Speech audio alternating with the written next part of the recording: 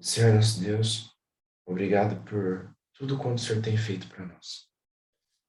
Obrigado que, por mais que o ser humano tentou ofuscar o seu caráter e tentou ofuscar as suas verdadeiras normas, seus verdadeiros princípios, o Senhor continua ali, insistindo, insistindo, vez após vez, para que a gente enxergasse o nosso erro. Que a partir daí, sim, a partir desse momento que enxergamos nossos erros, possamos partilhar da sua mensagem, partilhar da sua glória e que possamos levar isso a outros. Faça que o amor abnegado, o amor sincero habite nossos corações e as nossas mentes. E que a tua sabedoria e o teu conhecimento invada todas as áreas da nossa vida. E que tenhamos cada vez novos propósitos. Uma moralidade impecável, segundo os teus preceitos. E que sejamos ricos, sim, de todo o conhecimento que vem de ti. Esteja conosco durante esse estudo, mas também durante todo o sábado, sim. E acompanhe essa nossa jornada já em reta final aqui nessa terra. É isso que eu lhe peço e agradeço. Em nome de Jesus. Amém. Como vocês puderam ver nos anúncios, né, o estudo de hoje fala sobre o perigo da religião. E eu não estou exatamente na minha casa agora, eu estou em Franca, né, onde eu faço faculdade. E um dos benefícios disso é que aqui eu tenho uma lousa. Então, vai ajudar muito, que eu sentia muita falta em casa. Mas, enfim, o estudo que eu tô trazendo hoje, ele tem o mesmo título, né, no original, que fala sobre o poder da religião. Só que como ele é uma série, né, a gente nunca consegue chegar na parte final exatamente dele. Então eu fiz algumas acomodações, né, para que ficasse melhor e a gente saísse com uma resultante, né, com uma conclusão. E também agreguei algumas coisas de um conhecimento bem interessante que eu queria trazer e que vai ser importante para a gente entender um pouco melhor hoje.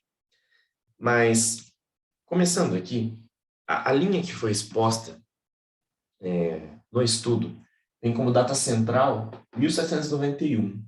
Alguém lembra qual é o acontecimento importante de 1791?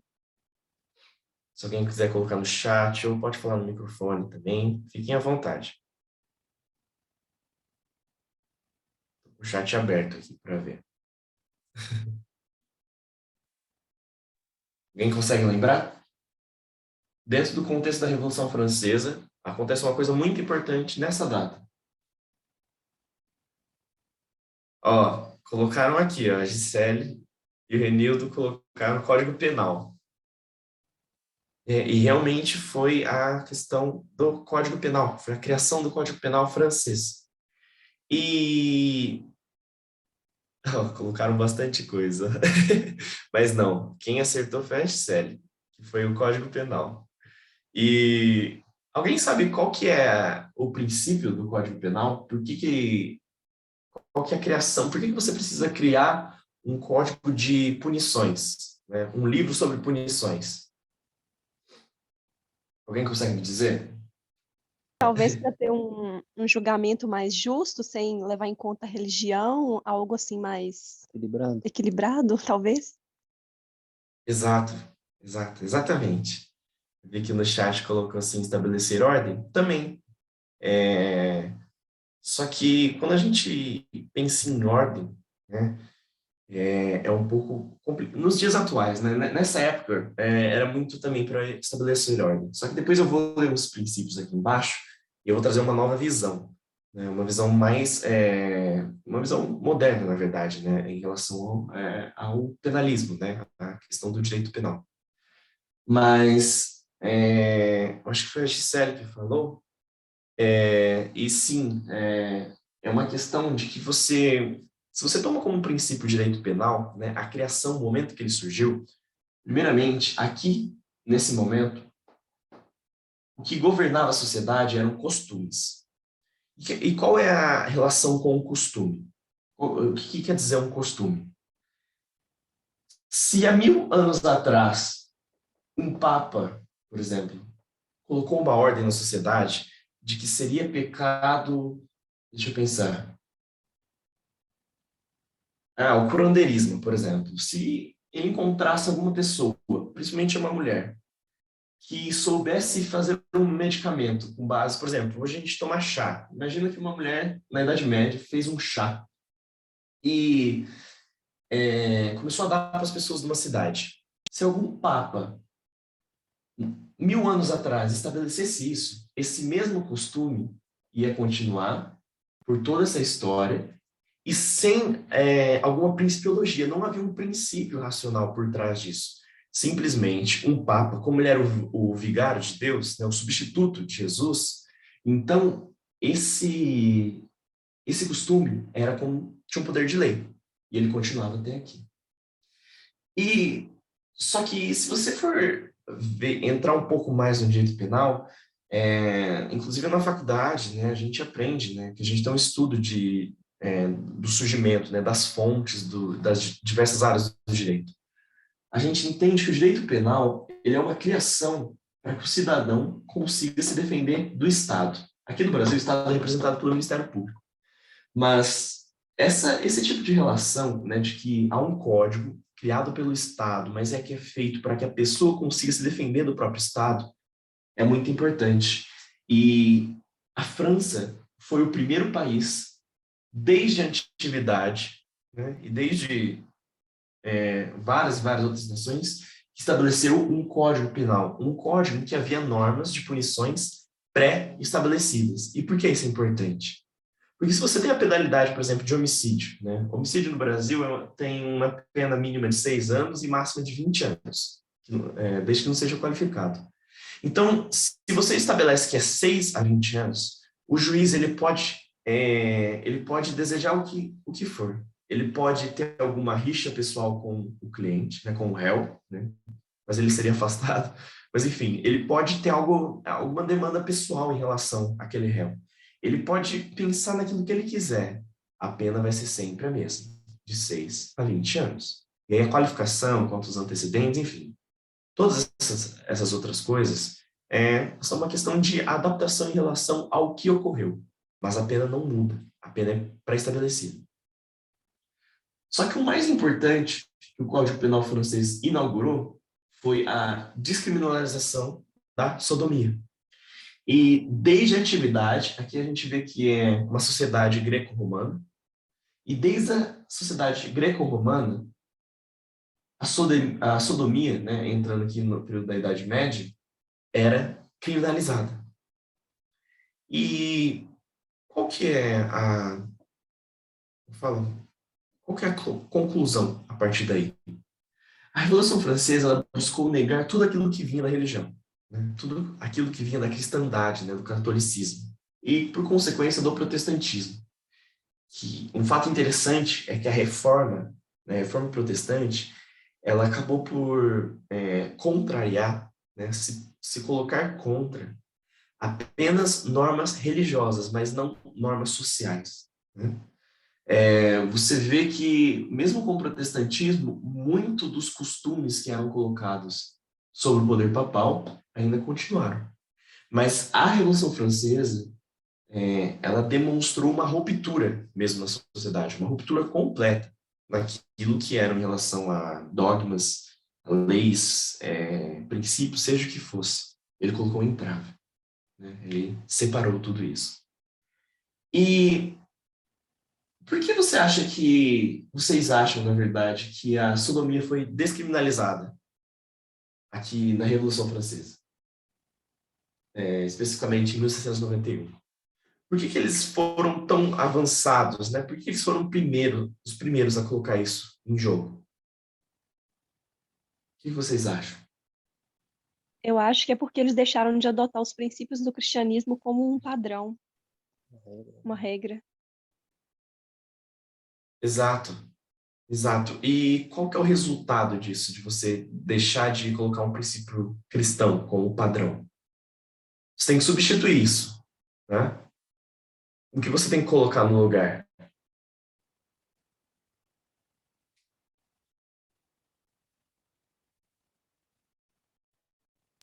Os direitos civis? Também.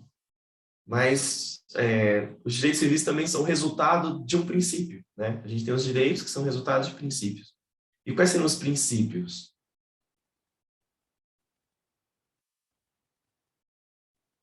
Como você pensa numa cidade secular, vamos dizer assim, se não for por meio de dogmas e preceitos religiosos?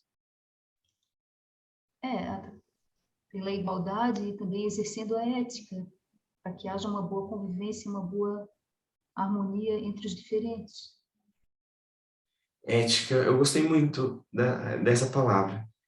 E se a gente for pesquisar um pouco mais sobre ética, né, visualizar um pouco mais de ética, o Cris colocou leis civis aqui também, mas é apenas uma explicação, né, que é uma confusão. Aqui a gente está falando sobre direito penal. Tudo que é relativo a crime e punição é direito penal. Leis civis são normas gerais de convívio, mas em relação a outras demandas. Inclusive, não existe pena no Código Civil. Né? Existe apenas punições. Né? Ninguém é preso no Código Civil. Porque qualquer que fosse a pena, qualquer que fosse a restrição de liberdade, é pelo direito penal. Então, leis civis são normas, por exemplo, de como você se relaciona com uma imobiliária, como você se relaciona ao vender algo seu, ao trocar algo seu, esse tipo de coisa. Então, são áreas um pouco diferentes. E se a gente for pensar em ética, né, aí vai para aquele outro estudo que eu fiz, né, sobre a questão da retórica. E a retórica era uma junção, né, de 3 institutos, né, logos, ethos e pathos. E ética é uma linha de moralidade, né, são princípios morais que você segue a partir de um logos, né, de um conhecimento que você tem, né, da palavra. E esse logos que eu queria trazer aqui hoje. Porque se a gente for lembrar, na Revolução Francesa foi estabelecida a deusa da razão. Que hoje não, né? Mas até na época, né, em outras nações de pensamento, tanto protestante quanto cristão, né, quanto católico, aqui foi colocado como se fosse paganismo. E por mais que muitos rituais eram feitos em relação a essa deusa da razão, na verdade, isso aqui foi a amostragem de uma completa negação de uma norma anterior. Né? Antes, o Papa era adorado. Né? O Papa, os santos e esses rituais eram civis, né? Eram representados pelo Estado. E aqui, para que você houvesse uma substituição dessa ordem anterior, foi colocada a deusa da razão. Só que, se a gente for colocar outras palavras para deusa da razão, a gente pode chamar ela de Sofia, né? Que na verdade vem de sabedoria, mas a maior palavra que a gente vê, Sofia, é filosofia, que filo é amor, né, é carinho, né, é um sentimento, em relação a Sofia, que nada mais é que sabedoria. E sabedoria, se você for em Provérbios, e eu notei que os versos, a gente não vai ler exatamente, porque esses versos são muito conhecidos, a gente revirou eles várias vezes, mas em Provérbios 1, e começando no versículo 2, 3 e 7, se você for colocar sabedoria e ver os princípios ali colocados, são aliados à questão do temor, da glória e do juízo, né? E várias substituições que você consegue colocar no livro de Provérbios, você consegue passar isso para Jesus. Então, Jesus aqui é demonstrado sob uma palavra feminina. E você consegue colocar logos também, como eu disse antes, que nada mais é do que a razão. Então, se a razão, né, se o logos ou a sabedoria guia a sociedade, então ela não pode ser mais guiada sobre preceitos religiosos. Né? São totalmente contrários ao pensamento racional. Então, alguém quer que eu repita alguma coisa? Algo não ficou tão claro? Tanto sobre a linha, sobre esses princípios, sobre a questão do direito penal. João, então, no lugar dos Oi. princípios cristãos, eles iam ser governados agora pela razão, é isso? Isso. Seria uma ética estatal, vamos dizer assim. Né? Mas qual que é a principal diferença? Né? Os princípios religiosos, eles não são palpáveis. Né? Os princípios religiosos católicos, né? Porque se a gente tem inúmeros estudos, né, sobre os nossos princípios, que vão à ciência, né? Vão para a metodologia, a questão da passagem do natural pro espiritual. Só que mesmo assim, se você coloca uma religião como se fosse determinante de as regras de uma sociedade, então um grupo mais que naturalmente vai ser favorecido e outro vai ser menos favorecido. Porque você está defendendo um certo grupo de pessoas. E aqui, como eu disse antes, o direito penal foi um direito criado para que o cidadão pudesse se defender contra o Estado.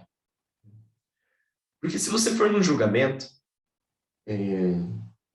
e geralmente os julgamentos que são penas em relação ao homicídio, né, que são crimes dolosos contra a vida, eles têm júri, né?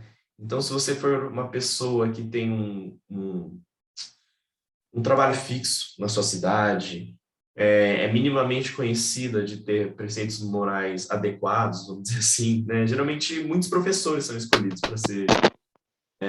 para entrar no júri. E se você for ver, né, se você for num julgamento como esse, você vê que muito dificilmente a situação de um réu é piorada, né? Na verdade, por exemplo, um criminoso ele foi tecnicamente condenado a uma pena de 20 anos. Durante o julgamento, né, e durante a exposição tanto da defesa e da acusação, eles vão pouco a pouco tirando a culpa dele ou mantendo aquilo que foi colocado antes. Mas é difícil ver uma situação em que aquilo era maior do que era antes, né? Que o réu ele entrou pior do que ele tinha entrado antes. Só que, claro que por causa do ordenamento brasileiro, né, a gente tem, depois eu vou falar sobre isso, né, de que é a presunção de inocência. E a presunção de inocência é que ninguém é culpado antes que saia uma sentença final de um julgamento. Bom, então, ficou bem claro isso? Mais alguma pergunta ou algum comentário sobre isso?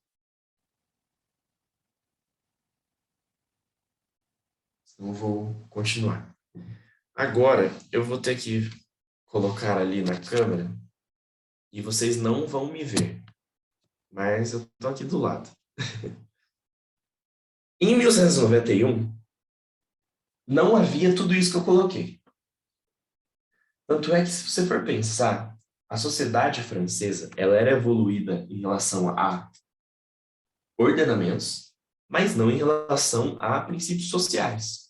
Porque você crê que depois da descriminalização da sodomia, né, depois que foi reconhecido que não era crime, que duas pessoas adultas, né, do mesmo sexo tivessem relações consensuais, por mais que houvesse essa norma, você acredita que a sociedade inteira encarava isso como normal, vamos dizer assim, ou aceitável socialmente? Muito difícil. Muito difícil. Acreditar que a sociedade como um todo abraçou essa norma. Só que essa é um dos benefícios, né, de um ordenamento, né, do direito. Porque se você tem o direito, você tem uma norma, né, você tem um princípio, você pode achar o que for, o que você quiser. Você pode pensar o que você quiser. Você pode defender o seu lugar na sociedade. Mas nada disso importa se o Estado tem a liberdade como princípio. E tem uma norma diferente daquilo que você acredita como princípio. Você deve seguir aquilo, você deve seguir esse respeito. Só que os anos foram passando e o direito penal acabou ficando cada vez mais desenvolvido. E cada vez mais, como posso dizer, totalmente diferente e contrário àquilo que existia aqui, nessas normas cristãs, e contrário à religião. Então, esses 10 princípios são os princípios do direito penal brasileiro. Então, e por mais que a gente escute muita coisa, né, muita coisa na sociedade, muita coisa na mídia, o direito penal brasileiro é um dos mais evoluídos que a gente possui. A única questão que atrapalha o direito penal é justamente a organização do Estado, né? E a organização da justiça em relação ao caráter humano. mas aquilo que é na norma é muito, muito, muito, muito evoluído. Então, eu quis trazer esse quadro sobre os princípios para que a gente anotasse de um a um, né, para que a gente falasse um a um e visse qual é a diferença em relação a uma norma religiosa. E, ao mesmo tempo, como isso se enquadra em relação à sodomia. Né, e como que é absurdo, né, a gente viver numa sociedade moderna hoje, num Estado democrático de direito, e a opinião chave dos cristãos é uma opinião de que a sodomia deveria ser um crime e deveria ser impedida na sociedade. Né? Sodomia, não, né? Mas a homossexualidade. Né? Sodomia era uma palavra de cunha depreciativa, né? De cunho depreciativo. Mas a criminalização, né, da homossexualidade é algo que não cabe nem em princípios racionais, muito menos numa sociedade que segue normas de direito. Né? E isso importa para nós, porque todos os princípios que a gente busca trazer, tanto no estudo, né, profético, quanto nas nossas opiniões morais, são baseados na razão. Uma razão que foi desenvolvida por Deus, uma razão baseada em ciências naturais, daqueles pontos naturais, aqueles tipos naturais que foram criados por Deus. E que, por isso, o estudo chama o perigo da religião. Porque se um dogma é muito mais forte do que um princípio racional, você não começa a pensar segundo a mente de Deus. Você começa a pensar segundo a mente do seu líder e segundo a mente da sua religião. Então, começando. O primeiro princípio do direito penal é o princípio da reserva legal. E o que quer dizer reserva legal? Reserva legal quer dizer que não existe crime sem pena prévia, ou sem direito, sem, a gente fala tipo penal, sem tipo penal prévio. E o que quer dizer isso? Eu não posso acordar no meio da noite, ou estar entrando dentro de casa, e eu vejo que o meu vizinho, ele é homossexual. Ele tem um marido. E eu não posso ir lá e levar ele para registrar um boletim de ocorrência e posso prender ele. Porque, de acordo com os meus princípios, de acordo com as minhas ideias, um homossexual deve ser punido. Eu não posso fazer isso, porque no direito penal não existe crime sem que exista uma lei prévia criminalizando isso. E uma das principais diferenças para o catolicismo, para essa ordem social, é que cada juiz, né, eu posso estar falando besteira, né, mas na Companhia de Jesus, né, que era a Inquisição, né, dos jesuítas, geralmente eram os cardeais que administravam penas. E se você for para cada país na Europa, havia uma pena diferente para um determinado crime, né, que não necessariamente era baseado numa lei, mas era baseado naquilo que o juiz pensava. Hoje em dia, o juiz ele não pode passar da pena, ele não pode tirar as coisas da cabeça.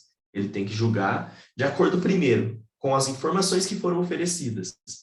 Porque, por exemplo, se um promotor trouxe a informação, 3 informações sobre um crime, o juiz não pode ir atrás de uma quarta, ele não pode pesquisar uma quinta, ele não pode tentar um motivo para que ele possa punir o criminoso. Ele tem que julgar de acordo com aquilo que foi trazido. Então, esse é o princípio da reserva legal. O segundo princípio é o princípio da intervenção mínima. E qual é a questão da intervenção mínima? Né? A palavra em latim para isso é ultima ratio. Ultima ratio quer dizer que é a última razão, ou seja, é a última motivação possível para que você resolva uma situação. Então, foi falado sobre leis civis, e as leis civis entram bem aqui. Né? Por exemplo, o seu vizinho está com um som alto desde das 10 da manhã e são 5 da manhã, ele ainda está com o som alto. Você tem que tomar as medidas cabíveis, né, o máximo possível daquilo que não vá fazer. É que também que eu dou um exemplo ruim, né, mas vamos dizer assim, se o crime de você colocar de perturbação fosse um crime que levasse a pessoa a ser presa, né, a uma penalização penal, essa intervenção tinha que ser a última opção que você teria. Então, primeiro você vai fazer o quê? Você vai conversar com ele, você vai dialogar, você vai ligar para a polícia para que ela vá e aconselhe, registre uma ocorrência, né? Mas a última coisa vai ser iniciar um processo penal contra o seu vizinho. Mas um outro significado disso, né, que na última razão, é também uma relação aos assuntos aos quais o direito penal deve interferir. Então, se eu tenho uma pessoa que ela tem uma opção, né, uma opção não, né, ela tem um gênero diferente do seu, isso é com base nos princípios, na intimidade dessa pessoa, uma norma do Estado nunca tem que punir ou redigir acerca da intimidade que uma pessoa tem, né? Daquilo que só é da conta dela, vamos dizer assim, né? É com base naquilo que ela nasceu sendo, né? É com base naquilo que ela tem de mais íntimo na vida dela. E jamais que o direito penal deveria interferir numa relação quanto a isso. E isso é o que a gente mais vê na ordem papal, né? Na ordem católica, né? Crimes sexuais, né? De adultério, crimes em relação à homossexualidade, né? A questão da sodomia, e vários, né? Porque a religião, ela interfere na sua intimidade, né? A religião interfere naquilo que você né? Nos seus princípios, porque ela realmente dita, né, sobre princípios, né? Princípio da insignificância. A insignificância é que, também chamado de princípio da bagatela, é que se entrar uma pessoa e cometer um furto num supermercado e você vê que ela pegou 2 pacotes de bolacha ou um sabonete, né, por exemplo, que ela é uma pessoa numa situação de rua, ela não come há tempos e ela não toma banho há tempos, você pode adotar o princípio da insignificância, que é o quê? Por que eu vou colocar o sistema penal, né, todas as estruturas do direito penal, polícia, Ministério Público, magistratura, trabalhando um crime tão insignificante, sendo uma questão mínima de sobrevivência de uma pessoa? Isso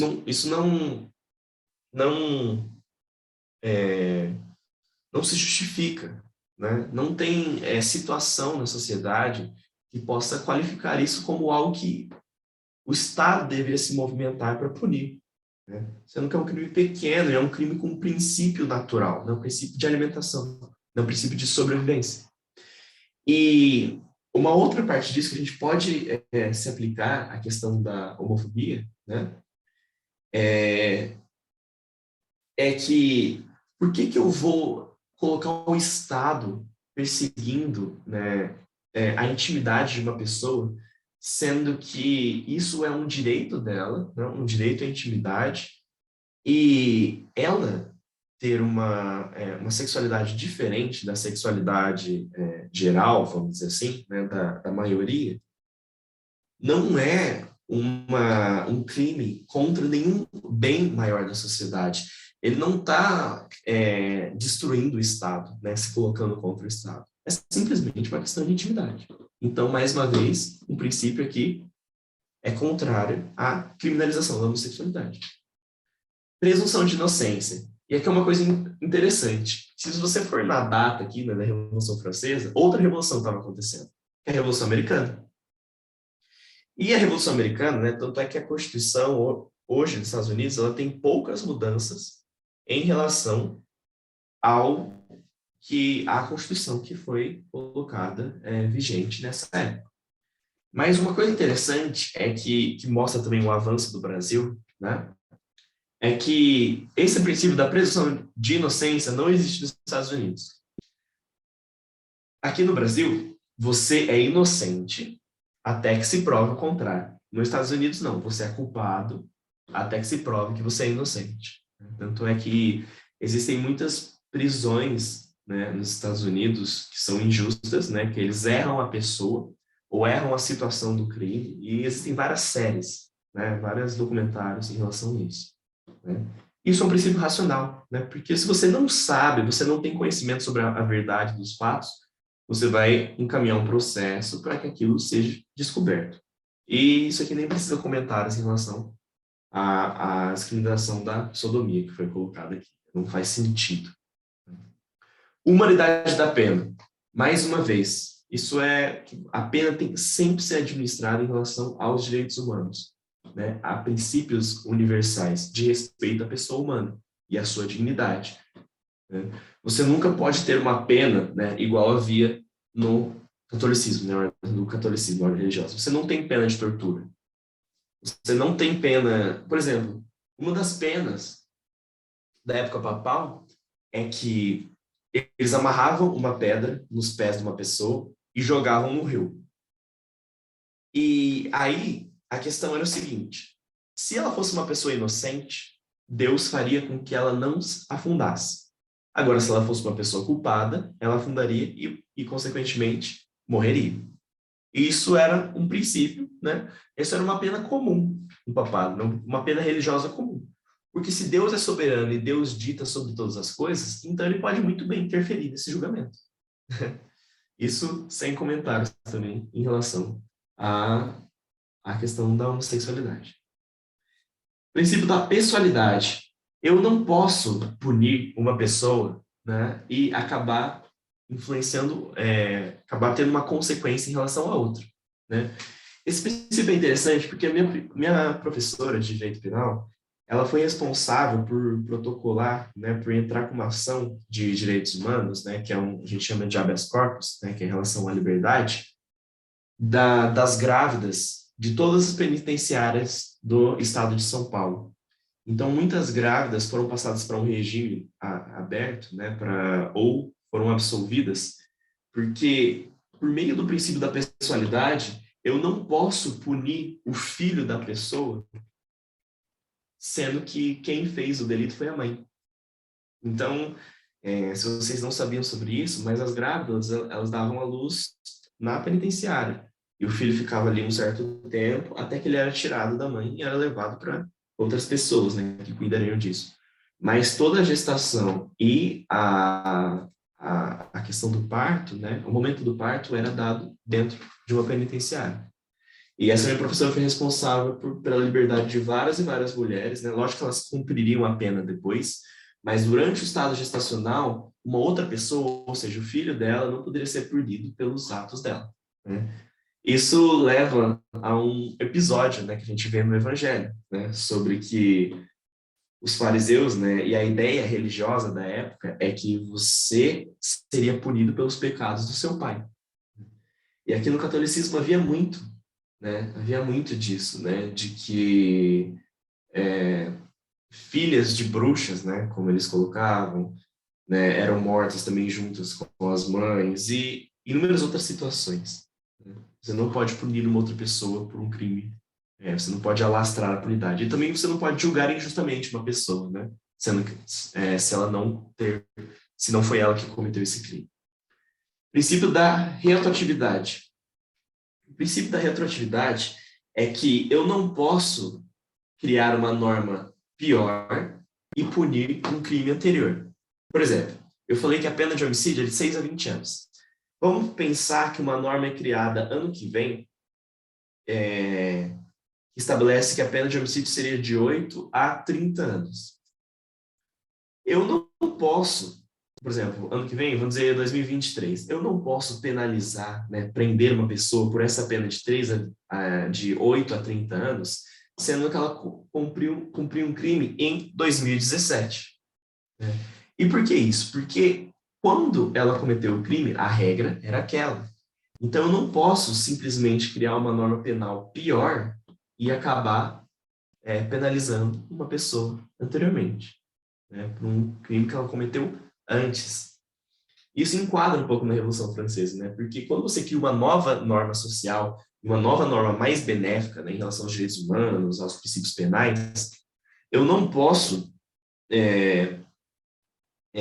continuar jogando uma pessoa por princípios piores, né? Ou seja, princípios do catolicismo. Então, quando você cria uma norma melhor, Essa é a norma vigente. E isso molda a sociedade. Isso modifica a mentalidade da sociedade.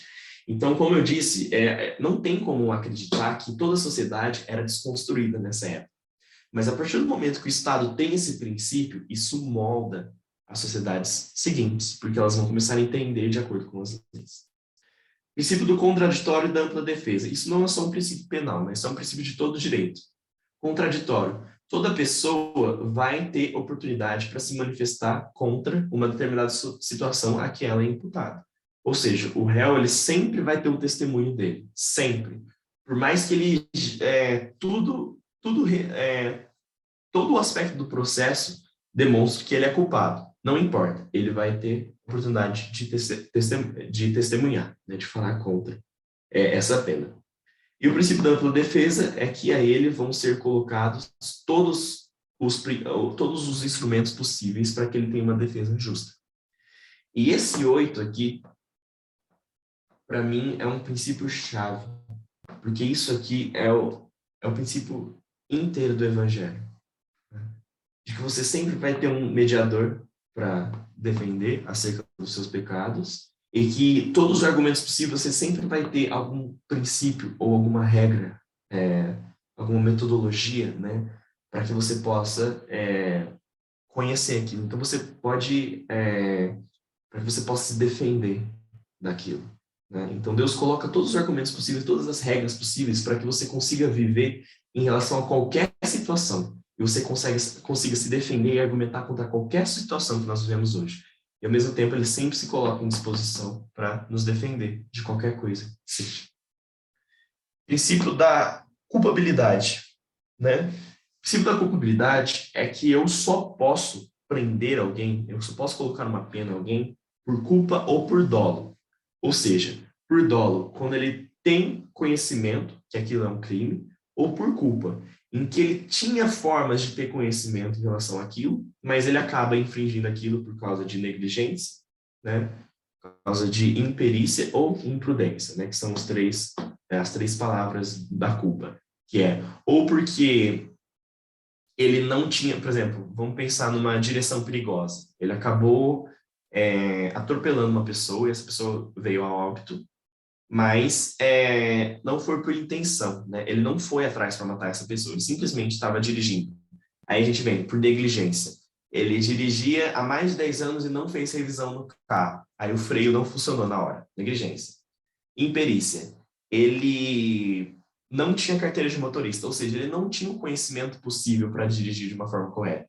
E imprudência. Ele estava dirigindo a 80 por hora numa via escolar, vamos dizer assim, né, que tinha várias faixas de pedestres e que o limite de velocidade eram 40 km por hora. Então, é a questão da culpabilidade. E nisso a gente entra de novo na questão da homossexualidade, na questão de contrariedade a essa norma papal, nessa norma católica. Qual é o dolo ou qual é a culpa de um homossexual?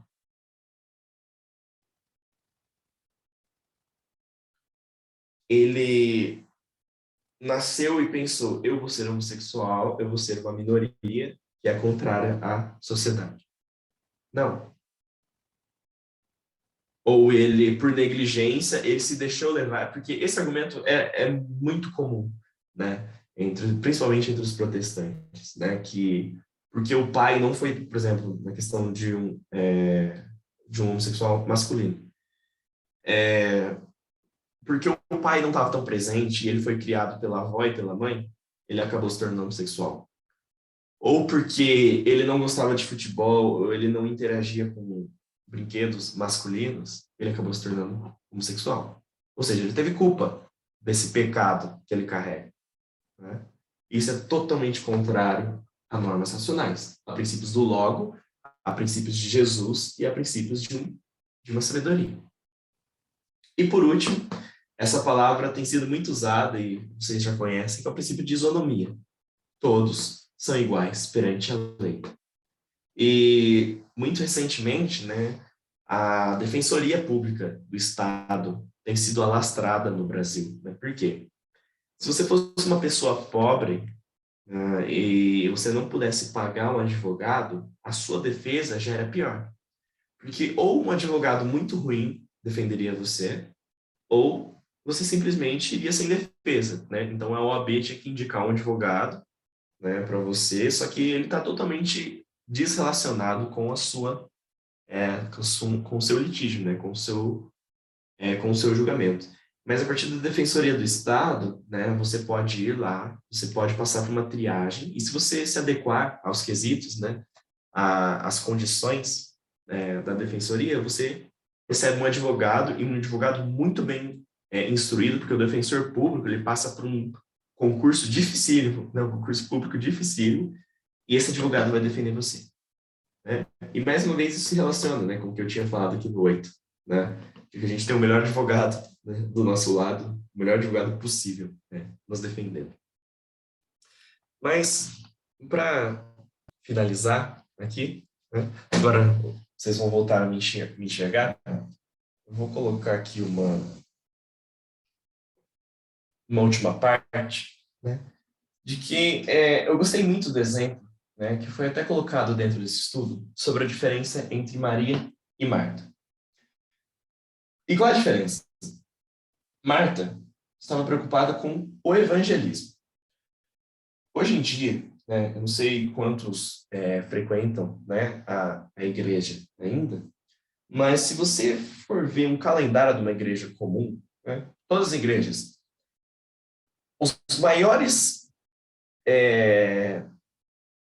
compromissos, né, anuais, né, são em relação a evangelismo. Tanto é que o culto de domingo é o culto para evangelismo.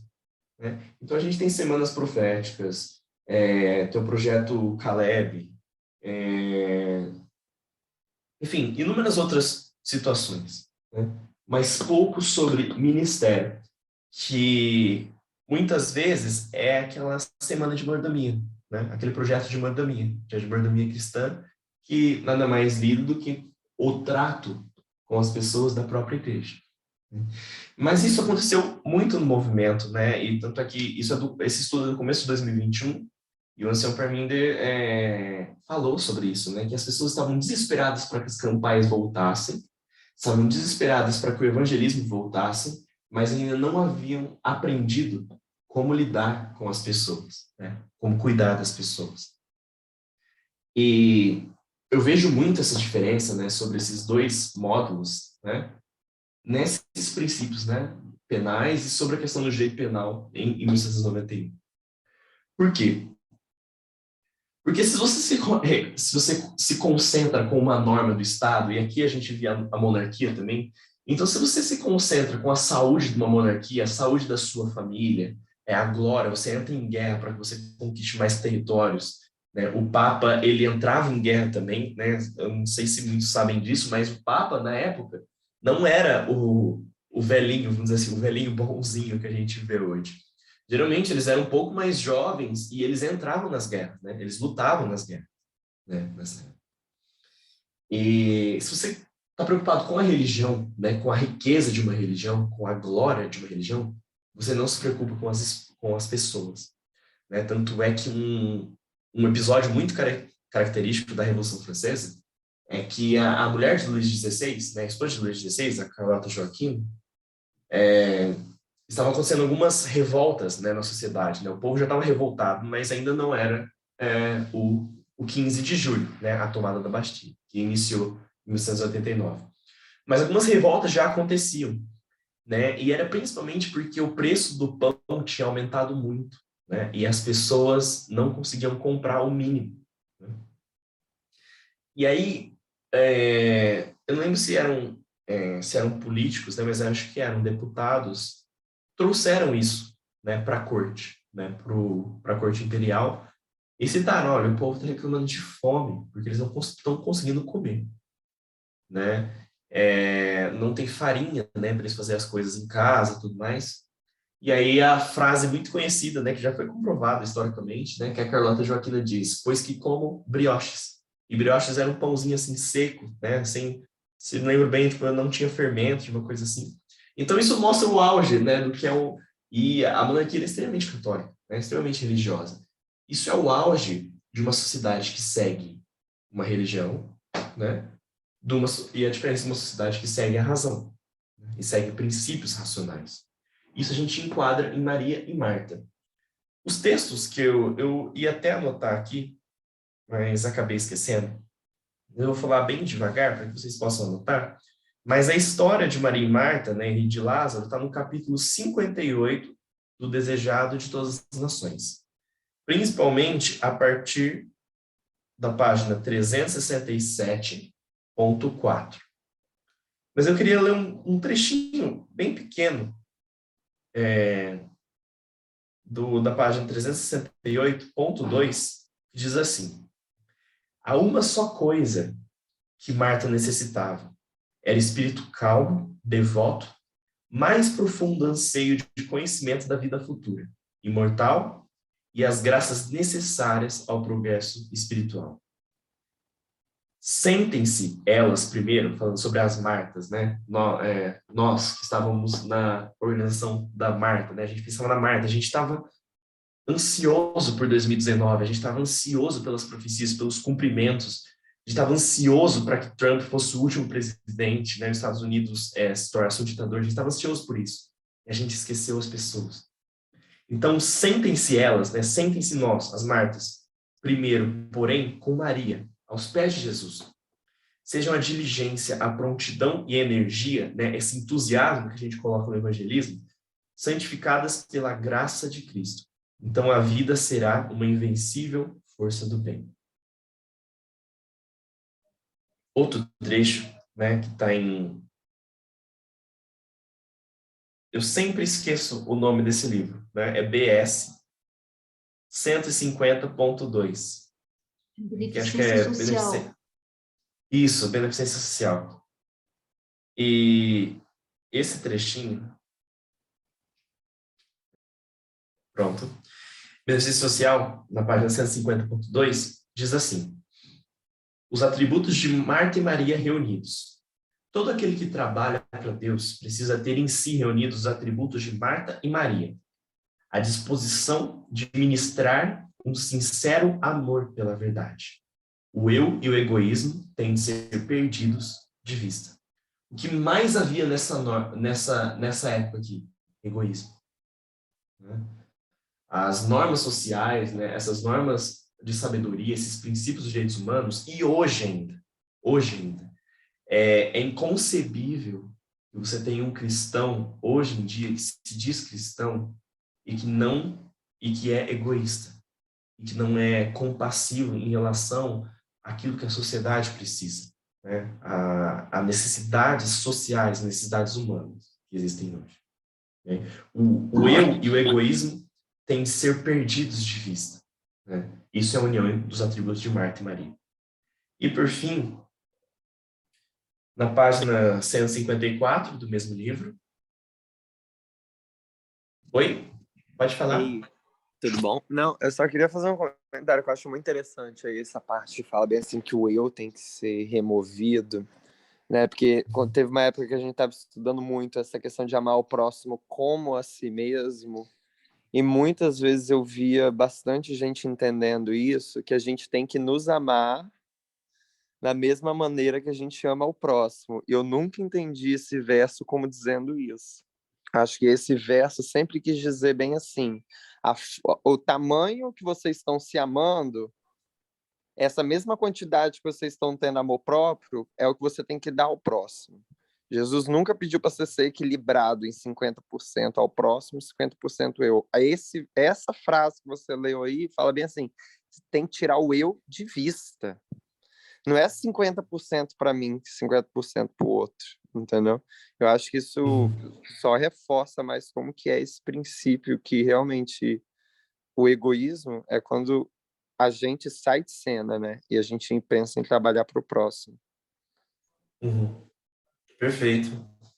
A gente já tinha conversado sobre isso, né? E isso é muito interessante, né? E a gente nem...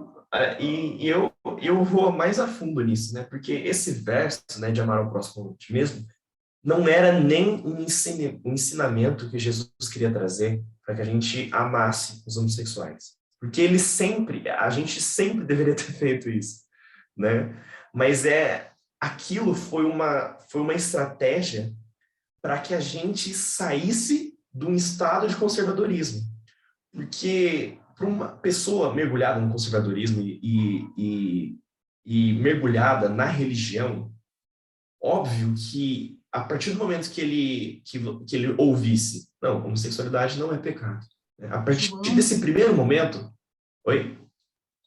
se você puder repetir essa frase, porque ficou mudo, por favor. Ah, tá. Desculpa. O que eu estava dizendo é que esse verso, né, de amar ao próximo como a ti mesmo, não foi nem... eu creio nisso, que não foi nem um ensinamento para que a gente amasse o homossexual, mas foi um ensinamento para que a gente perdesse as amarras do conservadorismo, porque a partir do momento que a gente ouvisse, olha, você tem que amar o homossexual porque isso não é pecado, obviamente a gente ia ser contrário a isso. Então, o que a gente precisava fazer? A gente precisava amar o próximo muito mais do que a gente ama nós mesmos, porque aí, por mais que você não concordasse com aquilo, você mesmo assim aceitaria, porque era mais importante que a saúde e a felicidade do seu próximo fossem o ponto central do que a sua felicidade. E aí, depois disso, o Espírito Santo e os estudos, né, modificariam que você entenderia que isso seria uma verdade. Então, isso é muita inteligência, esse tipo de estratégia. Né? Então, aqui todos esses princípios, né, todos esses princípios que eu trouxe não são normas, alguns são normas, mas tudo isso são estratégias para que você não entre numa inquisição novamente, né? Para que você não entre num período em que você pode fazer o que quiser com o criminoso. Né? E qual é a regra da sociedade brasileira hoje em dia? Né? Que bandido bom é bandido morto. E eu li isso muito no Facebook essa semana, porque aconteceu um roubo na casa de uma pessoa na igreja lá na minha cidade, e ela digitou isso, né? Ela postou isso no status do Facebook e várias, choveu comentários e várias pessoas compartilhando esse sentimento, porque é difícil você amar outra pessoa mais do que você. Porque se aquela pessoa roubou aquilo seu, ela merece a morte, né? Porque você é muito mais santo que aquela pessoa, né? Tipo, te roubaram, então você está muito mais certo que aquela pessoa, então aquela pessoa tem que ser morta, né? Mas esse exemplo aqui de Maria e Marta, e eu vou ler o último trechinho, né? É que diz assim: muitos nos demoramos sobre a magnitude da vida de Cristo. Falamos das grandes coisas que ele realizou, dos milagres que operou, de como acalmou as águas tempestuosas, deu vista aos cegos e aos surdos, a capacidade de ouvir e de como ressuscitou os mortos. Isso é evangelismo, né? A gente fala muito isso da glória. Olha, a gente sempre pensa, nossa, a gente está falando para um mal, tá vendo? Deus avisou sobre essa guerra na Ucrânia, tá vendo? Deus avisou que o mundo vai estar acabando e que vocês têm que tomar cuidado, hein? Vamos se preparar, né? A gente ouve muito disso. Mas qual que e o que a irmã White tenta trazer aqui depois? Mas a mais elevada prova de sua grandeza foi a sua atenção para com as coisas pequenas. Foi sentar ali na casa de Lázaro e dar atenção para Maria, que estava ali no chão. Né? Não foi querer curar as pessoas em público, né? Tanto é que ele não fazia isso, ele fazia o contrário, ele pedia para que as pessoas não contassem que elas foram curadas. Não foi realizar grandes feitos, né? Não foi trazer um morto à vida, mas foi a preocupação com as pequenas coisas, que na verdade são as maiores, né? A preocupação com o quesito humano, né? Para finalizar, eu acho que eu passei um pouquinho, né? Aqui foi colocado, né, que Jesus tinha um prazer no auditório de uma alma só. Exatamente. Acho que foi até a Carla que falou sobre isso, né, sobre a metodologia de Cristo, né, sobre a pregação. Né? Jesus estava ali, e acho que foi até o Dani que comentou, né, que Jesus abria a caixinha de tesouro um pouquinho, e as pessoas que iam atrás, né, que gostavam disso, ele dava toda a atenção do mundo. Mas se você quisesse dar atenção aqui, né? E aí Jesus abraçaria esse auditório de uma alma só, como se fosse a coisa mais importante do mundo, porque né? É uma alma humana.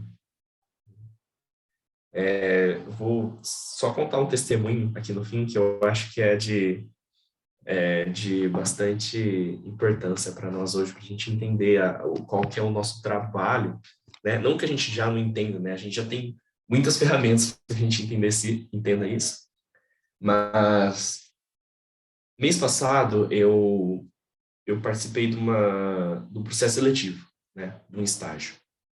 E ele baseou-se em 2 dias, né? O primeiro dia era uma prova, né? E o segundo dia era uma entrevista. E nessa prova, né, eu acabei passando, tive um bom desempenho e tudo mais. No mesmo dia, o advogado, né, responsável me ligou e ele combinou uma entrevista para o dia seguinte, né, que eu iria lá no escritório de novo e eu teria uma entrevista com ele. Né. E detalhe, é um escritório trabalhista, ou seja, ele lida com as necessidades do trabalhador. É um trabalhador que 90% dos casos é o explorado. Né. E aí eu fui, comecei a entrevista, ele começou perguntando da minha família, eu contei que eu era adventista, né? Aí ele já fez uma brincadeirinha que a gente ouve bastante. Aí ele falou, não, mas você é adventista mesmo, né? Tipo, não sai ao sábado, né? Não bebe café, tudo mais, ou você é adventista? Assim, eu falei, não, eu sou adventista mesmo. Né? Minha alimentação é diferente, meus princípios é diferente, minha rotina é diferente, né? Enfim, e aí, logo em seguida, ele me perguntou, né, sobre a questão do estágio, né, porque eu não tinha feito estágio antes. Eu falei sobre a questão que, durante a pandemia, eu me preocupei com a graduação e tudo mais, e me preocupei com a confecção da minha tese, né. A partir do momento que eu falei sobre a minha tese, né, que eu expus para você, né, naqueles estudos sobre a questão do constitucionalismo brasileiro, né, sobre as comunidades protestantes aqui no Brasil, e essa é a minha tese, né, a minha tese de conclusão de curso. E eu falei sobre isso, que a tese era que eu encontrava uma conexão entre a perda da laicidade do Estado, ou seja, a subida da religião no Estado e a queda da importância dos direitos humanos. Né? E falei sobre o governo atual, fiz vários comentários, e aí eu percebi que ele já não ficou tranquilo. Né? Aí ele já sentou um pouco melhor na cadeira, e aí ele disse a seguinte frase: mas você acredita mesmo que os discursos do governo atual são contra direitos humanos ou contra identitarismo? Né? E o que é identitarismo? Identitarismo é quando você leva uma ideia a ferro e fogo, né, vamos dizer assim. Né? Você carrega o seu movimento, né, a militância, né, para cima, e você tenta impor essa norma a outras pessoas. Né? E aí, a partir daí, ele é uma pessoa muito, muito inteligente. Ele começou a citar vários exemplos históricos, várias situações, né? E ele colocou que os movimentos de direitos humanos hoje em dia, eles tentam excluir a, a religião da sociedade, né? E durante vários argumentos, né, ele começou a falar sobre aborto, e aí ele disse assim, não, porque nós, né, colocando eu, tipo, porque nós cristãos, né, eu já tinha falado que era adventista, e não, nós cristãos, a gente defende a vida. Então, como que a gente vai apoiar esse tipo de situação no Estado? Eu acho que o governo, ele se coloca contrário a isso. Mas, enfim, não vou entrar nos detalhes da discussão, já que a gente conversou por 2 horas, praticamente, né? Mas todos os argumentos que ele colocava, eu colocava o argumento contrário. E aí, nesse momento, eu pensava, né, comigo mesmo, nossa, eu perdi o emprego, né? Eu perdi o emprego, eu não vou ser admitido nessa vaga, já que tudo que eu estou falando é contrário ao que ele acredita, né? É o que ele está tentando argumentar. Mas aí, depois de um certo momento, eu percebi que ele estava falando muito mais, ele não estava esperando que eu respondesse. Aí eu fiquei mais tranquilo, né? Que ele só estava querendo me convencer, mas não era uma das características do Estado. Mas depois ele contou que era de uma religião protestante, né? Que ele fazia parte disso, depois eu descobri que o irmão dele era pastor. Enfim, no fim ele falou, nossa, se a gente fosse conversar sobre isso, a gente ia ficar bastante tempo, né? Mas aí, ó, vou te mostrar o escritório e tudo mais, eu já tinha sido admitido na vaga. Mas o que eu quis trazer sobre esse testemunho, né? De que esse assunto, né? Esse assunto do quadro e os assuntos que a gente prega hoje em dia são uma questão de vida e morte. todos os aparatos sociais que a gente vê hoje, seja um emprego, seja uma relação de amizade, uma relação familiar, tem com base esses assuntos, né? A divisão já está acontecendo. E se alguém ainda tem dúvida de que isso sim é a mensagem de salvação, né, é a mensagem do juízo, você pode andar na rua por meio segundo e você já vai perceber que a sociedade é totalmente dividida sobre como você encara essa situação. E qual é a sua ideia da sociedade, se é racional ou se é religiosa, né? Qual é o perigo da religião? O perigo da religião é você amortizar tanto as suas capacidades mentais dentro de um dogma, né, dentro de um costume, que você não consegue pensar por conta própria, e você não consegue nem questionar se aquela norma, por mais que seja dita que é uma norma divina, não seja errada. Isso é, como eu posso dizer, é uma mensagem de vida e morte. A razão, né, Jesus, ele não veio trazer a paz, mas veio trazer a espada, né, uma vida. É uma mensagem de vida, e se você for negado, é uma mensagem de morte. Você pode perder o emprego por isso, né? A gente ouvia muito isso na igreja, né? Eu sempre ouvi desde pequeno, né, de que você não vai poder comprar mais as coisas porque você guarda o sábado, de que você vai ser tirado do seu emprego porque vai ser cobrado para que você trabalhe no sábado. Pode isso acontecer, mas você vai perder amizades e você vai perder emprego, você vai perder todas as coisas que você gosta, as coisas materiais e imateriais da sua vida, por aquilo que você acredita, né? Por aquilo que você crê. Um exemplo aqui na faculdade, inúmeras vezes a gente teve denúncia, né, contra quando acontecia algum congresso, né, de direitos humanos e os grupos, né, de estudo que ditavam sobre direitos humanos, os projetos que a gente tem, a gente já teve várias denúncias, né, que fizeram denúncias contra a polícia já entrou no campus algumas vezes, né, principalmente no período das eleições de 2018, eles entraram no campus. E eu estou falando sobre um núcleo que é totalmente, que não tem nada dos princípios que a gente tem, não tem nada da moralidade que a gente tem. E já acontece essas coisas na sociedade, né? Já acontece essas coisas no meio, né? No meio social. Então, que a gente seja o princípio da mudança, né? E por mais que isso custe, isso pode custar tudo, né? Mas o que é um emprego, uma amizade perto do céu? Não tem parâmetro para essa comparação, né? Não tem nem como fazer uma parábola com isso, porque são palavras totalmente distantes, nem tem como aproximar ela. Bom, mas é isso que eu queria trazer, né? Eu acho que já está muito tarde para algum comentário, mas se for algum comentário rápido, alguma pergunta rápida, eu acho que dá tempo. Alguém quer fazer algum comentário, fazer alguma pergunta, algo que não ficou claro, né? Porque eu sempre invento, né, nos estudos, né? Trago coisas totalmente diferentes, mas a título de amostragem, né, para que seja mais ilustrativo. Quando você fala de Jesus, né, quando a forma que Jesus agia, eu acredito que Jesus, ele foi e é o nosso exemplo. Então, como ele era humano na Terra, ele foi o nosso exemplo de humanidade, de como ser humano. Então, por isso, Uhum. ele a gente deveria olhar a parte mais os detalhes, né? Uhum. E quando você fala dos milagres, que ele pedia para não precisava divulgar esses milagres, etc. Ele só queria ajudar os seres humanos que geralmente, ou na maioria das vezes, eram pessoas muito necessitadas e que eram discriminadas também, né? Estavam à margem da sociedade. E o segundo você disse sobre esse dogma, né? Que não nos deixa pensar até, que nos impede até mesmo de pensar. Mas se a gente entende isso tudo que você trouxe, se a gente consegue entender e não permitir que esse dogma participe de nós, do nosso pensamento, né, que não nos conduza, né, nos ate, então nós seremos capazes de pensar e defender exatamente como Cristo, porque nós agora Uhum. agiremos com a razão, né? E é isso que a igualdade tanto nos exige, né? Muito obrigada. Deus continue te abençoando e a nós todos.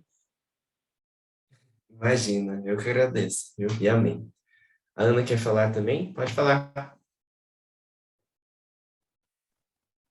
Então, você falou, João, que traz algumas coisas diferentes para a gente, mas eu acho que é muito pertinente porque a gente realmente está numa fase, sabe, do movimento que sempre acompanha a história do mundo, e do que está acontecendo na atualidade, que a gente tem bastante necessidade de entender o nosso contexto e do porquê que as coisas funcionam do jeito que funcionam. Se a gente não sabe do porquê as coisas funcionam da maneira que elas funcionam, a gente não tem como tentar entender da onde a gente veio, como quebrar isso, caso isso seja uma coisa ruim, para fazer algo melhor, entendeu? Porque, Uhum. assim, dentro do meu entendimento sobre o que redenção é o que Deus ele tenta fazer na gente, de tentar restaurar a imagem divina que foi perdida quando a gente pecou, sabe? E tudo que está acontecendo hoje, da gente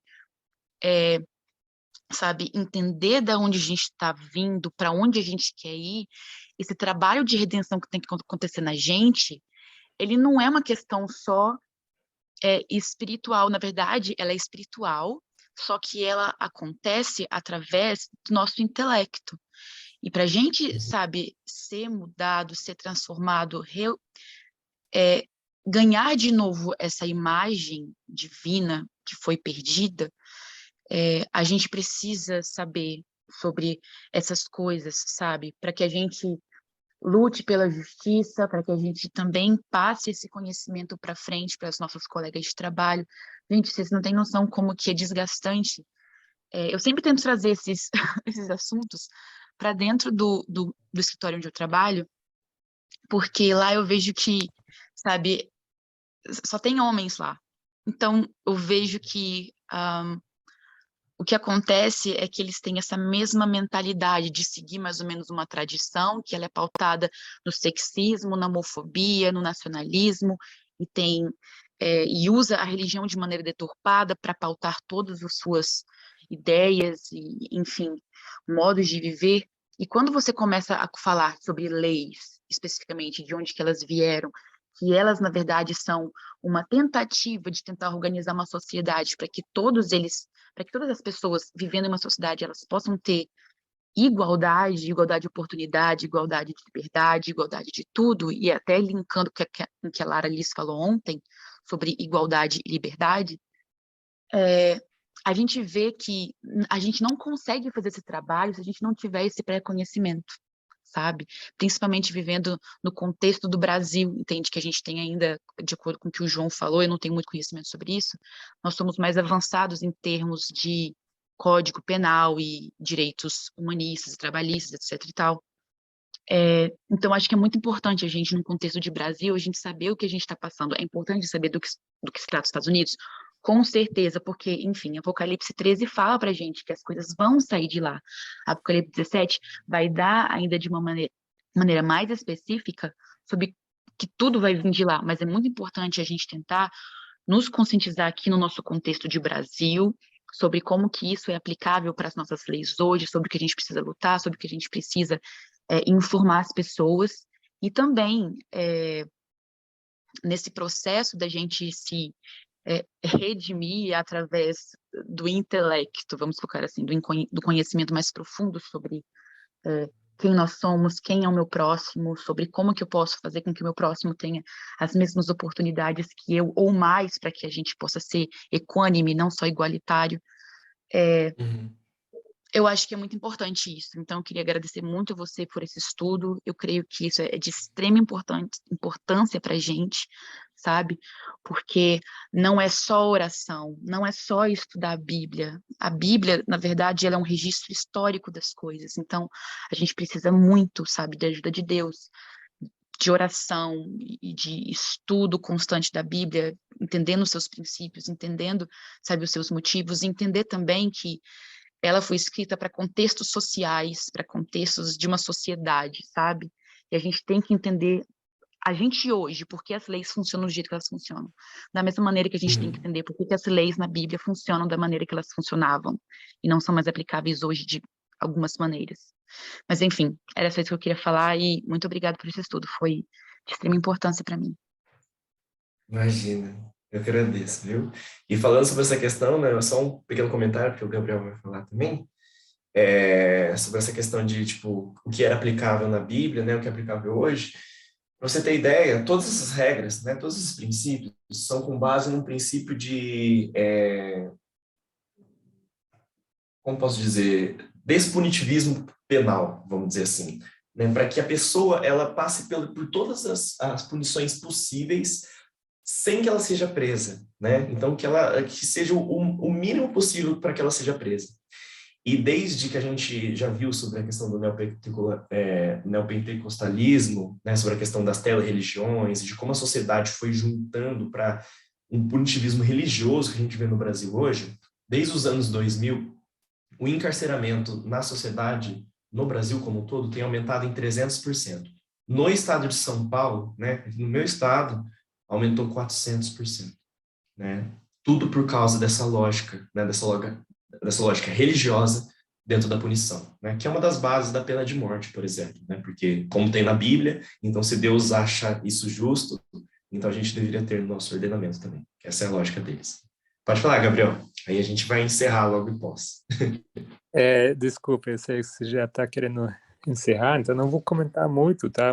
Eu queria apenas compartilhar o texto que eu lembrei aqui de Primeiros Escritos. Eu acho que vocês todos conhecem, 259, onde fala que por aí muitos que professavam amar a Jesus e que derramavam lágrimas ao lerem a história da cruz, ridicularizavam as boas novas de sua vinda. Em vez de receber a mensagem com alegria, declararam ser ela um engano, odiavam os que amavam o seu aparecimento e expulsaram-os da igreja. Os que rejeitaram a primeira mensagem não podiam ser beneficiados pela segunda, nem o foram pelo clamor da meia-noite, e assim em diante. Mesmo sendo isso do contexto aqui da história dos mileritas, eu acho que tem uma aplicação muito atual, né? Porque a gente vê isso acontecendo, né, ao nosso redor e dentro do movimento também, né? Porque se a gente não entende que a mensagem para o nosso tempo é uma mensagem específica, né? É uma mensagem própria para a nossa geração, né? Você vai ficar aí derramando lágrimas pela morte de Cristo e acha que é sobre isso, né? Mas é só isso que eu queria comentar. Obrigado. Imagina. É um comentário muito válido, né, daquilo que o que nos comove, né, que é a questão do evangelismo, né? Os milagres nos comovem, mas quando tudo é com base naquilo que a gente precisa fazer, né, como tratar as pessoas, aí a gente já se exclui, né? Mas vamos orar, né? Pode falar. Só para, rapidinho, para acrescentar ali ao Gabriel, né, que ele falou dessas pessoas que professavam crer em Jesus, na verdade, o Jesus que eles criam era o touro ápice, né? Então, é a visão distorcida. E aí, por isso, eles faziam como faziam. É exatamente isso, e eu vejo muito no meu trabalho isso, né? A Ana comentou sobre o trabalho dela. No meu escritório, é um escritório trabalhista, ou seja, né, a gente lida com direitos humanos, né? A gente tem que trazer os direitos dos trabalhadores que são destruídos em 90% dos casos, né? Ontem eu lidei com uma causa que chegou a R$46 mil, então imagina, a pessoa estava devendo R$46 mil para um trabalhador, né? Mas enfim, e eu vejo isso muito na lógica deles, que a lógica de direitos humanos a lógica deles de igualdade, é a lógica do touro ápice, né, de um Estado forte, um Estado punitivista, né? Que cumpra com a sua força e seja um ente poderoso para levar ferro e fogo à justiça. Né? E de justiça isso não tem completamente nada. Mas, pois bem, vamos colocar de joelhos e vamos falar com o nosso Deus.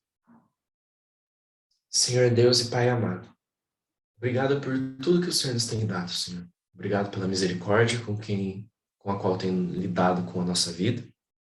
E obrigado por ter nos imputado vários conhecimentos importantes no dia de hoje, Senhor. Que sejamos usados não só racionalmente para pensar naquilo que é certo e aquilo que vem de Ti, mas que possamos ser usados empaticamente no trato com as pessoas.